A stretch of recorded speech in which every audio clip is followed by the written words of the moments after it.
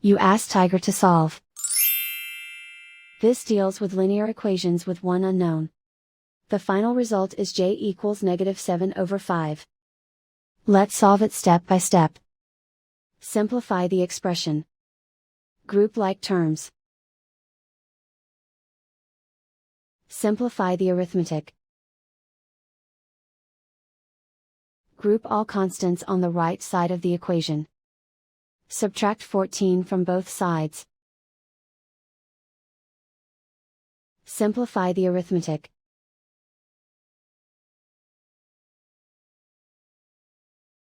Isolate the j.